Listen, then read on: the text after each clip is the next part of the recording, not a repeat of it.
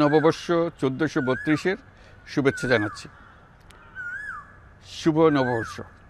পহেলা বৈশাখ আমাদের প্রাণের উৎসব, বাঙালির সার্বজনীন উৎসব। পুরো পৃথিবীতে যেখানে যেখানে বাঙালিরা আছেন, আজ আমাদের সবার আনন্দের দিন, বর্ষবরণের দিন। বাংলা সাল গণনা শুরু হয়েছিল কৃষিকাজের সুবিধার জন্য, ফসলি সন হিসেবে। এখনও এদেশের কৃষকরা বাংলা তারিখের হিসেবেই বীজ বোনেন, ফসল তোলেন। বাংলা নববর্ষের এক অবিচ্ছেদ্য অংশ হালখাতা। এখনকার আধুনিক সময়েও এখনও এই হালখাতার ঐতিহ্যকে ধরে রেখেছেন বাংলাদেশের হাটে বাজারে, শহরে বন্দরে।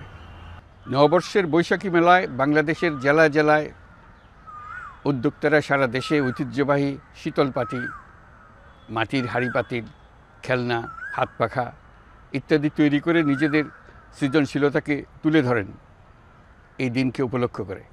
বাংলাদেশের সংস্কৃতি ও ঐতিহ্য রক্ষায় এবং একে এগিয়ে নিয়ে যেতে আমাদের সবাইকে সক্রিয় ভূমিকা রাখার জন্য অনুরোধ জানাচ্ছি।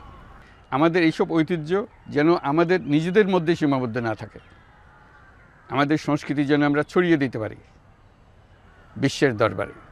বছরের এই দিনটিতেই আমরা সুযোগ পাই আমাদের সুদীর্ঘ ঐতিহ্যকে নতুনভাবে নতুন প্রজন্মের কাছে উৎসবমুখর পরিবেশে তুলে ধরতে এবং পৃথিবীর সামনে তুলে ধরতে। পাহাড় ও সমতলের বিভিন্ন জাতিগোষ্ঠীও চৈত্র সংক্রান্তি ও নববর্ষে এবার বড় পরিসরে উৎসব উদযাপন করছে। পহেলা বৈশাখ সম্প্রীতির দিন, মহামিলনের দিন, আজ সবাইকে আপন করে নেওয়ার দিন। এবারের নববর্ষ নতুন বাংলাদেশের প্রথম নববর্ষ। আসুন আমরা বিগত বছরগুলোর গ্লানি, দুঃখ বেদনা, অসুন্দর ও অশুভকে ভুলে গিয়ে নতুন প্রত্যয়ে, নতুন উদ্যমে সামনের দিকে এগিয়ে চলি। চলুন নতুন বাংলাদেশ গড়ে তুলি। 24-এর গণ অভ্যুত্থান আমাদের সামনে বৈষম্যহীন বাংলাদেশ গড়ে তোলার সুযোগ এনে দিয়েছে। এই সুযোগ যেন আমরা না হারাই। বৈষম্যহীন বাংলাদেশ গড়াই হোক এবছর নববর্ষের আমাদের অঙ্গীকার।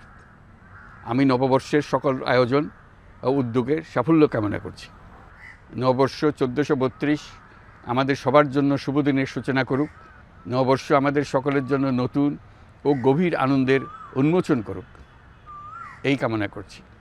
সবাইকে আবারও আমার নববর্ষের শুভেচ্ছা ও সালাম জানাচ্ছি।